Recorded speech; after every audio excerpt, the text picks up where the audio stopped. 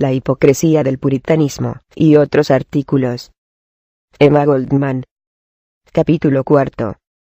El sufragio femenino. Nos jactamos de pertenecer al siglo de las luces, de los grandes descubrimientos, del adelanto portentoso de la ciencia y de un progreso extraordinario en todos los órdenes de la actividad humana. No es extraño que sigamos comulgando en el culto de los fetiches. La verdad, nuestros fetiches de ahora cambiaron de forma y sustancia, pero el influjo que ejercen en la mente humana continúa siendo tan desastroso como el de los antiguos. Otro de nuestros modernos fetiches es el sufragio. Y lo es para aquellos que apenas terminaron de combatir en las revoluciones sangrientas que lo instauró, como lo es para aquellos que disfrutaron su reinado, llevando su penoso sacrificio al altar de sus omnipotentes dietas. Guay del hereje que ose disentir con esa divinidad.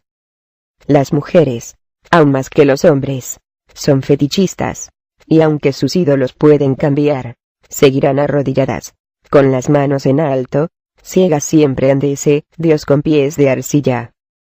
De ahí que desde tiempo inmemorial el sexo femenino haya sido el más grande sostenedor de todo género de deidades. De ahí, también, que tuviera que pagar un precio que solo los dioses exigen, que fue su libertad, sus sentimientos, su vida entera. La memorable máxima de Nietzsche. Cuando vayas con mujeres, provéete de un látigo, aunque se la considere demasiado brutal. Resulta muy justa para ellas en su actitud hacia sus dioses. La religión, especialmente la cristiana, la condenó a una vida de inferioridad, a la esclavitud. Torció su íntima naturaleza, sus instintos más sanos, reprimió los impulsos de su alma. Sin embargo, la Iglesia no posee un sostén más firme que la devoción de la mujer. Se puede decir, sin temor de ser desmentidos, que la religión habría cesado de existir hace mucho tiempo como un factor preponderante en la vida de las personas, si no fuera por el continuo apoyo que recibe de las mujeres. Las más fervientes devotas, que llenan las iglesias, son mujeres. Los más incansables misioneros que viajan por todo el mundo, son mujeres. Mujeres que siempre continúan sacrificándose en el altar de los dioses, que encadenaron su espíritu y esclavizaron su cuerpo. La guerra, el insaciable monstruo, le roba a ella todo lo que es más querido y precioso. Le arranca sus hermanos, sus novios, sus hijos, y en pago la sume en la soledad y en la desesperación.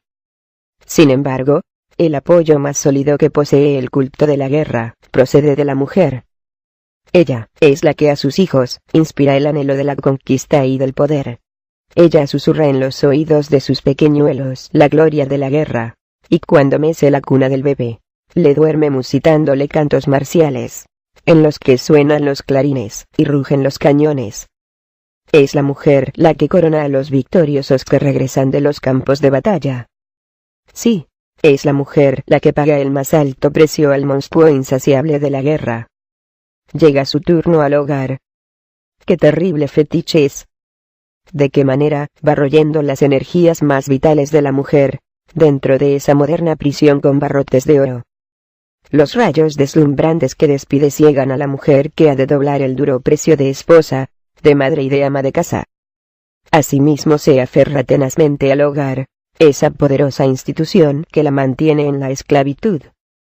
Puede decirse que la mujer, reconociendo cuán dócil y deleznable instrumento es para el Estado y la Iglesia, necesita del sufragio que ha de liberarla. Esto puede ser cierto para una pequeña minoría, mas la mayoría de las sufragistas repudian esta sensata tendencia como algo sacrílego. Al contrario, insisten que al concedérsele el sufragio a la mujer, ella logrará ser una más perfecta cristiana, ama de casa y mejor ciudadana. De este modo, el sufragio no es más que un medio para fortalecer la omnipotencia de todos esos dioses que adoró y sirvió desde tiempo inmemorial. Entonces, ¿qué asombro puede causar que ella vuelva a ser tan celosa, tan devota, como antaño lo fue, y se postre ante el nuevo ídolo, el sufragio? Desde la antigüedad soporta persecuciones, encarcelamientos, torturas, y toda forma de sufrimientos con la sonrisa que le ilumina el rostro. desde la antigüedad, espera también con el corazón ligero el eterno milagro de la deidad del siglo VI, el sufragio. Una nueva vida, dicha, goces, alegrías, libertad e independencia personal, todo eso, y más tiene la esperanza que surja del sufragio, como por escotillón. En su ciega devoción, no ve lo que percibieron hace 50 años otros intelectos. Que el sufragio es un grandísimo daño que cooperó en la esclavización del pueblo. Mas ella astutamente cierra los ojos ante la evidencia, en el deseo que su ilusión no se disuelva en el aire. El sufragio, en igualdad de condiciones, para la mujer y el hombre, se basa en la idea fundamental, que ella debe tener el mismo derecho que su compañero a participar en los asuntos de la sociedad. No es posible que se pueda rehusarle esa justa participación en la vida societaria, aunque el sufragio fuera una práctica sana y justiciera. Mas la ignorancia de la mente humana está compuesta para ver un derecho, una libertad, donde no hay más que una imposición. ¿No significa acaso una de las más brutales imposiciones esto que un grupo de personas conciban y confeccionen leyes para obligar con la fuerza y la violencia a que otras las acaten y obedezcan? Y todavía la mujer clama por esa única oportunidad, que trajo tanta miseria al mundo, que le hurtó al hombre su integridad y la confianza en sí mismo. Una imposición que corrompió totalmente al pueblo, convirtiéndolo en fácil presa en las manos de políticos sin escrúpulos y venales. ¡Ey pobre y estúpido ciudadano libre norteamericano! Libre para morirse de hambre, libre para vagar por las calles de las grandes ciudades y del campo. Él disfruta de la bienaventuranza del sufragio universal, y con su derecho forjó las cadenas que arrastran sus pies. La recompensa que recibe se reduce a una labor agotadora, leyes prohibiendo con graves penas el derecho del boicot, de atacar a los rompehuelgas, en efecto, todo, casi todo, menos salvaguardar su sacrosanto derecho, a fin de que no le roben el fruto de su trabajo. Y asimismo nada le enseñaron a la mujer los desastrosos resultados de este fetiche del siglo VI. Es que se nos asegura que, si ella entra en la liza, purificará la política. Innecesario sería decir que no me opongo al sufragio femenino. En el sentido convencional de la idea pura, debería ejercerlo. Ya que no veo por cuáles razones físicas, psicológicas y morales la mujer no posee los mismos derechos del hombre. Mas esto no me ciega hasta llegar a la absurda noción que la mujer ha de llevar a cabo cosas en las que el hombre fracasó. Si ella no las hará peor, tampoco las hará mejor. Presumir que ella logrará purificar lo que no es susceptible de purificación, es adjudicarle poderes sobrenaturales que nunca tuvo. Desde que su más grande desgracia fue que se la considerase un ángel o un demonio, su verdadera salvación se halla en que se le otorgue un razonable sitio en la tierra. Es decir, que se la considere un ser humano, y por ende, sujeta a cometer los yerros y las locuras propios de la condición humana. Podremos entonces creer que dos errores se convertirán, porque sí, en dos cosas justas, sensatas. Las más ardientes partidarias del sufragio femenino serán capaces de asentir con semejante locura. De hecho, los intelectuales más avanzados que trataron la cuestión del sufragio universal llegaron a la conclusión que el actual sistema político es absurdo y completamente inadecuado para satisfacer las apremiantes exigencias de mejoramiento, de justicia, de la vida moderna. Este punto de vista lo comparte una gran convencida de las bondades del sufragio femenino, doctora Ellen I. Sumer. En su valioso trabajo Ecal Suffrage, dice: en Colorado pude darme cuenta muy bien que la igualdad del voto femenino y masculino ha servido solamente para demostrar del modo más contundente la esencial podredumbre del actual sistema y la degradación que él significa. Naturalmente la doctora Sumer, al hablar así, subentiende un particular sistema de votaciones, pero con igual acierto lo dicho, se aplica a la entera maquinaria política.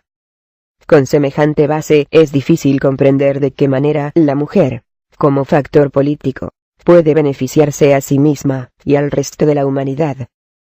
Pero las devotas del sufragio nos dicen: contemplen y observen en los países y en los estados en donde el sufragio femenino existe.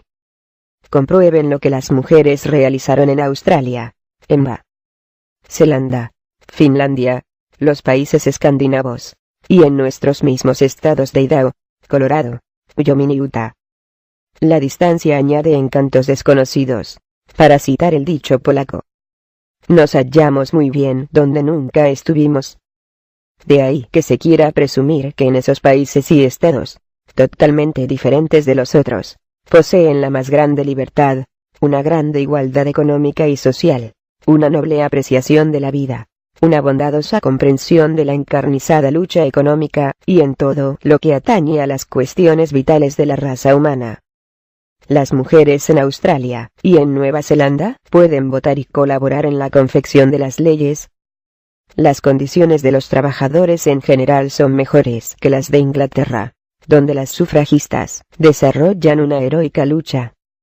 Existe una libre maternidad más dichosa en la concepción de sus hijos que en Inglaterra.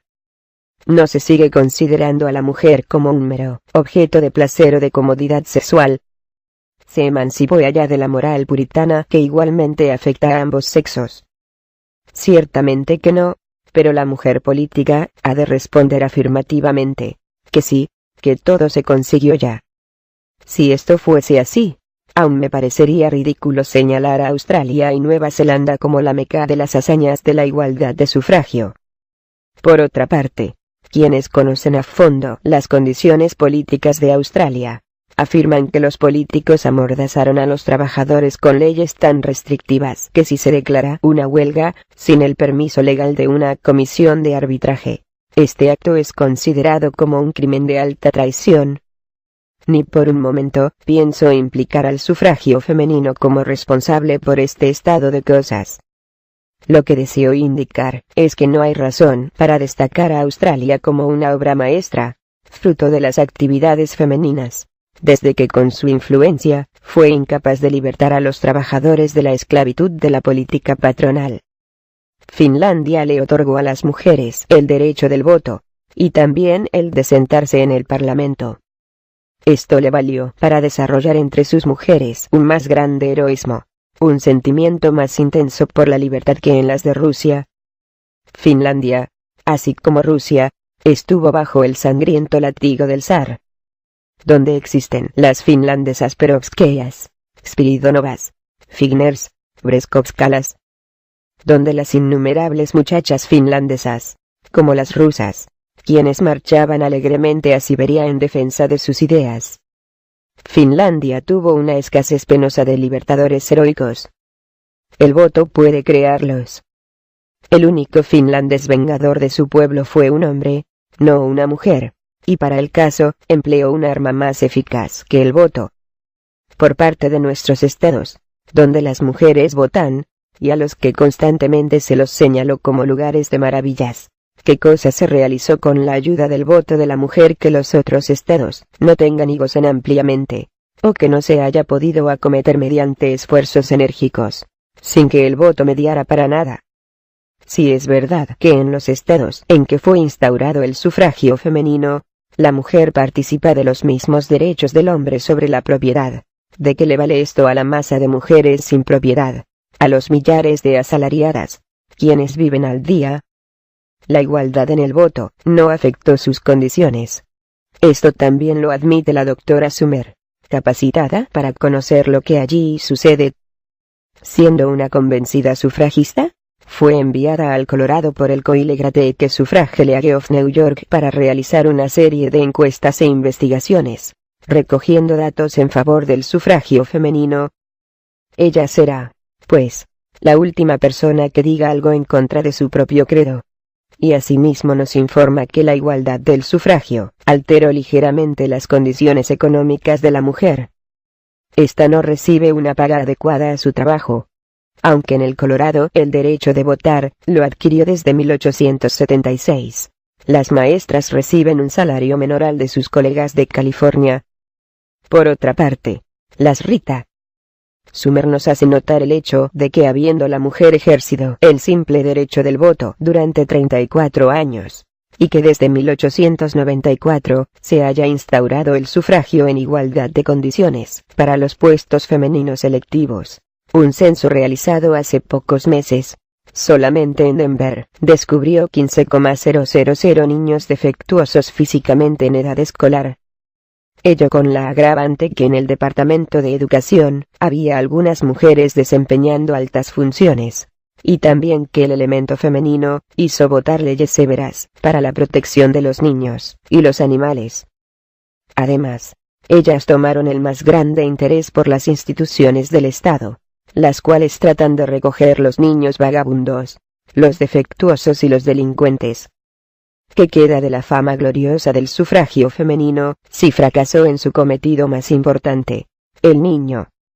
¿Y qué le resta de una más noble idea de la justicia, para que lleve a la niñez en la esfera de la política? Y en 1903, cuando los propietarios de las minas emprendieron una verdadera guerrilla contra los mineros de la Western Miners Union, cuando el general Bell implantó el reinado del terror, arrancando del lecho a los trabajadores, apaleándolos por las calles, masacrando a varios, arrojando a otros en los calabozos, declarando: al infierno la Constitución, al fuego con ella. ¿Dónde estaban entonces las mujeres políticas, y por qué no ejercieron el poder de sus votos? Sí, ellas lo emplearon. Ayudaron así a derrotar al gobernador White, un hombre de principios y de amplias miras liberales. Tuvo que cederle el sitio al instrumento de los reyes de las minas, el gobernador Peabody, el enemigo de los trabajadores, el zar del Colorado. Ciertamente, el sufragio masculino no habría hecho otra cosa. Claro que no. ¿Dónde están entonces las ventajas para la mujer y la sociedad, derivadas del sufragio femenino? La repetida afirmación, que ella purificará la política, no es más que un mito. Es el concepto que se deduce por las personas que estudiaron las condiciones políticas de Idaho, Wyoming, Colorado y Utah. La mujer, esencialmente una puritana en lo moral, es naturalmente santurrona, siendo por eso incansable en su esfuerzo de convertir a los otros en buenas criaturas, como ella piensa que deben ser. De ahí que en Idaho, ella se apartó de su hermana de la calle, de reputación dudosa, y la declaró inepta para votar. Eso de lo dudoso, no ha de comprenderse por la prostitución en el matrimonio. No hay necesidad de decir que la prostitución ilegal y el juego de azar son actividades severamente prohibidas. Respecto a las leyes, deberían pertenecer al gramatical género femenino. Todo es prohibido. Por los demás, las leyes son maravillosas. No necesitan extenderse mucho sin que su espíritu se abra a todas las plagas del infierno. La prostitución y los juegos de azar nunca florecieron allí con más exuberancia como ahora que tienen las leyes en su contra. En Colorado el puritanismo de las mujeres se manifestó en una forma drástica. Los hombres de existencia notoriamente viciosa y en relación con los lugares de corrupción, desaparecieron desde que la mujer adquirió el derecho de votar al sufragio. Doctora Ellen Summer. ¿Pudo el hermano Comstock portarse tan bien? ¿Pueden los padres puritanos hacer más? No sé si muchas de ellas han de comprender la gravedad que encierra este paso en falso. No sé si querrán comprender este hecho, que en vez de elevar a la mujer, la convirtieron en una espía política, una despreciable entrometida en los asuntos privados de la gente, no tanto por servir la causa, sino como decía una de ellas. Les gusta ir a las casas desconocidas y husmear todo lo que ven, escuchar todo lo que oyen, tratándose de política o de otras cosas. El sufragio. Sí. Hasta fisgonear dentro del alma humana en todos sus más escondidos rincones. ¿Y cuándo pudieron disfrutar de tan excelentes oportunidades, sino ahora que se metieron en la política?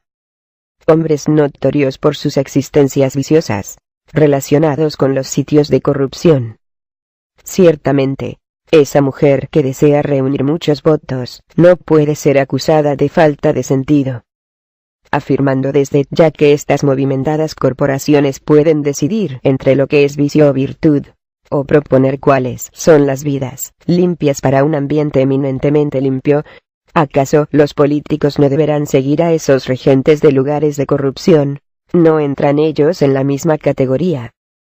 A menos que lo niegue la americana hipocresía, puesta de manifiesto en la ley de prohibición, cuyas sanciones no hicieron más que extender el vicio de la embriaguez entre las clases ricas, mientras vigila el único sitio donde beben los pobres. Si no fuera que por esta sola razón, o sea su estrechez puritana hacia la vida, debe considerarse como uno de los más grandes peligros al dejarle en sus manos el poder político. El hombre se halla atiborrado de prejuicios, y todavía la mujer se está engolfando más en ellos. Aquel, en el reñido campo económico, se ve obligado a desplegar todas sus capacidades intelectuales y físicas. De modo que no le queda tiempo ni humor para medir la moralidad de su vecino con el metro puritano. En sus actividades políticas, tampoco se conduce ciegamente. Comprende que es la cantidad, no la calidad, lo que se necesita para hacer mover las muelas de los molinos políticos, y a menos que no sea un reformista sentimentaloide, o un fósil, sabe muy bien que los políticos no pueden representar otro conglomerado que el de una ciénaga pestilencial. Las mujeres, quienes se hallan más o menos enteradas acerca del proceder de los políticos, conocen la naturaleza de la bestia. Pero, por su vanidosa suficiencia, y por su egoísmo, creen que bastan sus caricias para que este animal se vuelva un corderito, todo gentileza, dulzura y pureza. Como si las mujeres no fuesen capaces de vender sus votos, y como si las mujeres políticas no fuesen capaces de comprarlos. Si su cuerpo se puede adquirir mediante una recompensa material, ¿por qué no el voto? Y esto es lo que está sucediendo en Colorado, así como en otros estados, sin que el hecho pueda ser refutado por esas mismas mujeres que se hallan en favor del sufragio. Como hiciera constar antes, su punto de vista tan estrecho sobre los principales asuntos de la vida, no es el solo argumento que la inhabilita para creerse superior al hombre en la faz política. Hay otros. Su larga existencia económicamente parasitaria borró completamente de su conciencia el concepto de la igualdad. Exige iguales derechos que el hombre, mas sabemos que muy raras mujeres feministas tratan de propagar sus ideas en los distritos poco atrayentes. Doctora Elena Sommer. ¿Qué mezquina igualdad es esta, comparada con la de la mujer rusa, quien posee en alto grado el valor de afrontar las penas del infierno por su ideal? La mujer pide iguales derechos que el hombre, y asimismo se indigna si con su sola presencia no puede herirlo de muerte. Porque fuma, no se descubre ante allá y no le cede el asiento instantáneamente, como impulsado por un resorte. Se considerarán estas cosas muy triviales. Sin embargo, para la verdadera naturaleza de las sufragistas norteamericanas, es algo capital. Sin duda alguna que sus hermanas, las inglesas, se hallan por encima de estas estupideces. Ellas han demostrado encontrarse a la misma altura en lo que piden, y en la voluntad heroica para sostenerlo. Todo el honor al heroísmo y a la testaruda fuerza de las sufragetes. Gracias a sus enérgicos y agresivos métodos le insuflaron un poco más de vitalidad ciertas señoras norteamericanas demasiado blandas de carácter y pobres de espíritu. Pero después de todo, también las sufragetes carecen de un concepto claro de lo que es verdaderamente la idea de igualdad. No lo comprueba ese tremendo, gigantesco esfuerzo que están llevando a cabo para conseguir un puñado de conquistas que beneficiarán a un grupo de mujeres propietarias, sin que nada se provea para la vasta masa de los trabajadores. Ciertamente, desde su punto de vista político, deben ser forzosamente oportunistas, aceptar por lo pronto lo menos la conquista transitoria, por no perderlo todo.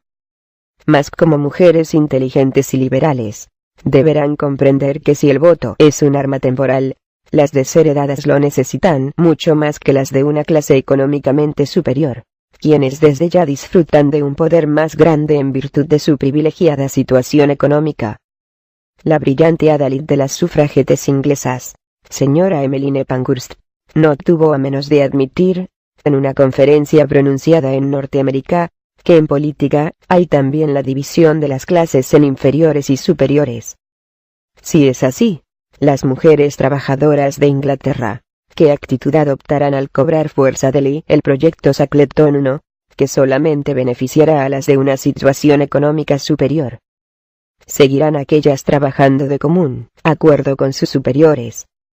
No es muy probable que las del tipo Annie Kenney, tan llena de entusiasmo, de convicción, capaz de realizar los mayores sacrificios por su causa, se avengan a cargar con las mujeres de sus patronos, así como las cargan ya en la fase económica. Y esas clases dominantes tratarán que siempre sea así, aunque el sufragio UNIVR5 al igual, para mujeres y hombres, se estableciera en Inglaterra. Hagan lo que hagan los trabajadores en el presente régimen, siempre serán ellos los que habrán de pagarlo todo. Mas los que aún creen en el poder del voto, demuestran bastante pequeñez espiritual al querer acaparar ese poder para ellos solos, sin ninguna consideración para los que lo necesitan mucho más. El sufragio en los Estados Unidos hasta ahora no ha sido más que una cosa aparte, absolutamente alejada de las necesidades económicas del pueblo. Por eso, Susan B. Anthony, sin duda un tipo excepcional de mujer, no solo se demostró indiferente a la precaria situación de los trabajadores, sino que no vaciló en exhibir su manifiesto antagonismo, cuando en 1869 aconsejó a las mujeres que ocupasen los lugares de los tipógrafos en huelga y al sufragio. Ora. H. Asumer. No sé si su actitud mental pudo cambiar antes de su muerte. Aquí hay, como es natural, algunas sufragistas afiliadas con las obreras de Women's Trade Union League. Pero son una pequeña minoría, y sus actividades son esencialmente económicas. Las demás contemplan al proletariado que pena con sus herramientas constructoras de la dicha ajena con el mismo olímpico despego que hace la sublime providencia. ¿Qué sería de los ricos, si no fuera por el trabajo de los pobres? ¿En qué se convertirían esas parásitas señoras, que derrochan en una semana lo que sus víctimas ganan en un año? Igualdad. ¿Quién oyó semejante cosa? Pocos países han producido un tan arrogante snobismo como Norteamérica. Esto se aplica particularmente a la mujer de la clase media. No solamente se considera igual al hombre, sino superior en pureza, bondad y moralidad. No hay que asombrarse entonces que las sufragistas otorguen al voto femenino el más grande poder milagroso. En su exaltada soberbia, ¿no se da cuenta de qué modo se halla esclavizada? No solo por el hombre, sino por sus estúpidas nociones sobre la tradición. El sufragio en nada podrá remediar este caso doloroso. Más bien podrá acentuarlo, como ya está haciéndolo. Una de las más grandes líderes de los ideales feministas, decía que no solo la mujer tenía derecho a igual salario al del hombre, sino que también le pertenecía el salario del marido. Este, al dejar de sostenerla económicamente, sería condenado por la ley a cierto tiempo de prisión, y lo que ganara en la cárcel debería ir a las manos de su esposa. ¿No es este otro de los brillantes exponentes de cómo el voto femenino entiende suprimir los males sociales, los que han sido combatidos en vano por el esfuerzo colectivo de las mentalidades más ilustradas del mundo? ¿No es lamentable que el supuesto creador del universo nos haya presentado este admirable y maravilloso orden de cosas, y que asimismo el voto femenino en manos de la mujer no pueda subvertirlo? Nada es más peligroso que la disección de los fetiches. Si nosotros hubiésemos vivido en la época en que semejantes herejías eran castigadas con la hoguera, no nos habríamos salvado de aquellos cuya estrechez mental quisiera condenar a muerte a quien disienta con sus ideas y las nociones preestablecidas. Por lo pronto, se me ha de presentar como enemiga del movimiento feminista y de la mujer en general. Repito lo que dije al principio. No creo que la influencia de la mujer empeore el ambiente político, pero tampoco creo que lo mejore. Y si no puede enderezar los errores de los hombres, ¿por qué contribuir a perpetrarlos? La historia puede ser muy bien una compilación de mentiras. No obstante, algunas verdades contiene, y estas son la sola guía para el futuro. La historia de las luchas políticas llevadas a cabo por el hombre nos demuestra que nada le benefició sin que le costara largos o graves quebrantos. En una palabra, cada pulgada de tierra conquistada le valió un constante combate, una incesante pega para afianzar sus derechos, y no fue logrado esto mediante el sufragio. No hay, pues, razón para creer que la mujer, si quiere escalar las vallas de su propia emancipación, deberá ser ayudada por el voto político. En los más sombríos países, Rusia, con su absoluto despotismo, la mujer llegó a ser igual al hombre, no a través del voto, y sí por su voluntad de querer y poder. No conquistó únicamente, para ella un vasto campo de enseñanzas, para sus particulares vocaciones, sino que alcanzó la estima del hombre, su respeto y su camaradería. Y es más, se ganó el respeto, la admiración del mundo entero. Y esto no fue por el sufragio, y sí por su heroísmo, su fortaleza, su industriosidad y su poder de soportarlo todo en la lucha por la libertad. ¿En qué país las mujeres que ejercen el derecho del sufragio pueden reclamar para sí semejante victoria? Cuando consideramos lo que la mujer norteamericana emprendió y realizó hasta ahora, encontramos que se necesita algo mucho más poderoso y profundo que el sufragio para que ella obtenga su emancipación. Hace justamente 62 años que un puñado de mujeres en el Congreso de Senecas Falls presentó un plan de reformas y de demandas por las que se exigía el derecho de tener la misma educación que los hombres y el acceso a varias profesiones, oficios, etc. ¡Qué triunfo! ¿Qué empresa más magna fue esta? ¿Quién se atreve a decir que la mujer es un trasto bueno solo para los trabajos domésticos? ¿Quién podrá incurrir en la tontería de sugerir que una u otra profesión no es adecuada a ella, porque carece de capacidad para desempeñarla? Durante 62 años, se amoldó a esta nueva atmósfera, que significa una nueva vida para ella. Y todo ello sin sufragio, sin el derecho de fabricar leyes, sin el privilegio de llegar a ser juez, carcelero o verdugo. Sí, muy bien puedo ser considerada una enemiga de la mujer, pero si puedo conducirla por un camino en donde la ilumine la luz de la razón, no he de lamentarme. La gran desventura de la mujer no estriba tanto en su inadaptabilidad para desempeñar cualquier trabajo masculino, sino en que fue desgastando todas sus fuerzas durante una vida entera, asistida, asesorada por una tradición ancestral y centenaria que la incapacitó físicamente para concertar la paz con su compañero de ruta, el hombre. Lo que importa no es el género de trabajo que emprenda, sino la calidad del trabajo que produzca. En ese sentido, el sufragio ni añadirá ni quitará esa cualidad intrínseca. El desenvolvimiento ideal de sus facultades, su libertad, su independencia personal, deberá ser la obra de su propio intelecto, y de sus propias manos. Primero, afinándose como carácter y como individualidad libre, y no como un objeto de placer. Segundo, rechazando todo derecho que se quiera imponer sobre su cuerpo, rehusándose a procrear, cuando no se sienta con necesidad de hacerlo, negarse a ser sierva de Dios, del Estado, de la sociedad, del marido, de la familia, simplificando su existencia, tornándola más profunda y rica en nobleza. Solamente esto, y no el voto político, habrá de libertar a la mujer, convirtiéndola en una fuerza aún desconocida para el mundo, en una lucida y poderosa fuerza para el verdadero amor, para la verdadera paz, para la verdadera armonía. Fuerza de divino fuego, creadora de vida, del hombre y de la mujer libres. Notas. 1. Shackleton fue un miembro del Partido Laborista cuyo credo luego renegó. La autora hace notar que el Parlamento inglés está lleno de estos Judas. Fin del capítulo 4. El sufragio femenino. Barrotes de oro. Los rayos deslumbrantes que despide ciegan a la mujer que ha de doblar el duro precio de esposa, de madre y de ama de casa. Asimismo se aferra tenazmente al hogar, esa poderosa institución que la mantiene en la esclavitud. Puede decirse que la mujer, reconociendo cuando si el deleznable instrumento es para el Estado y la Iglesia, necesita del sufragio que ha de liberarla.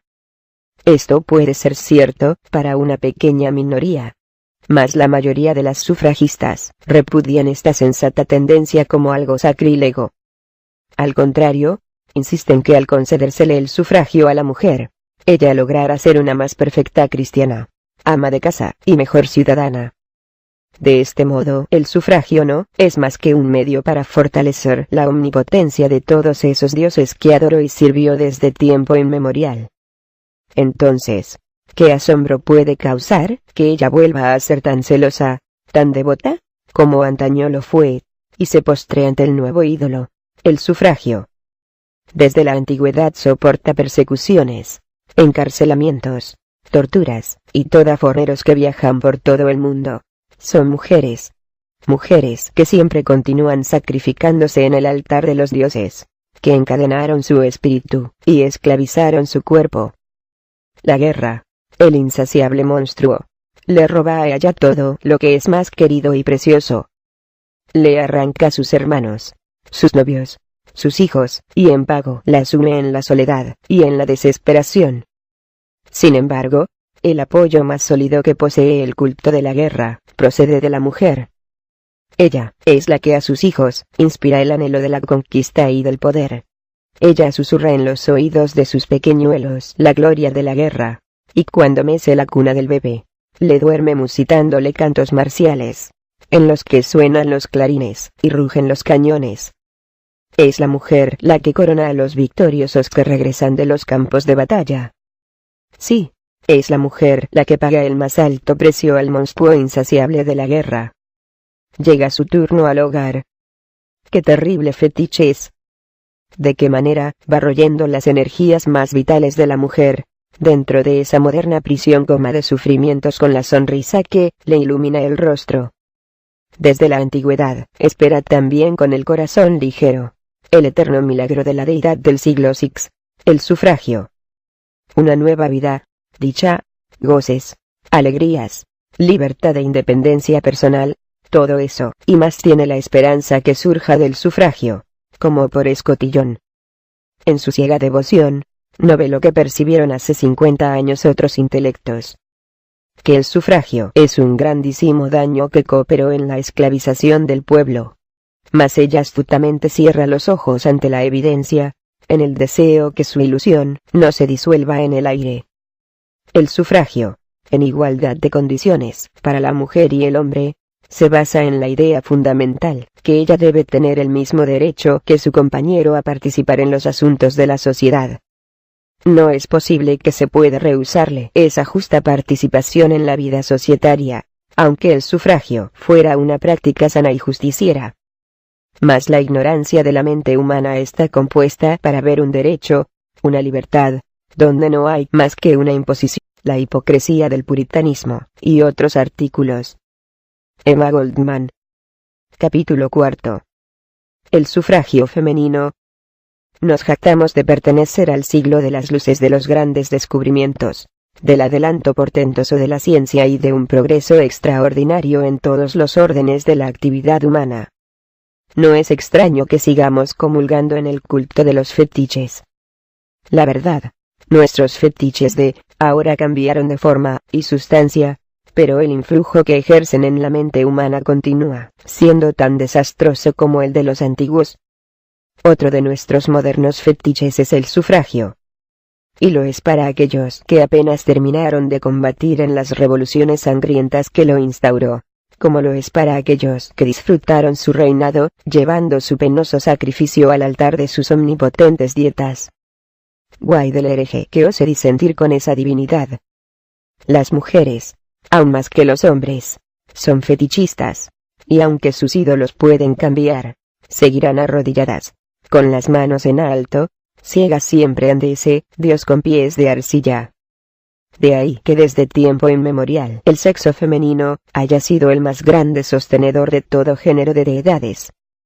De ahí, también, que tuviera que pagar un precio que solo los dioses exigen, que fue su libertad, sus sentimientos, su vida entera.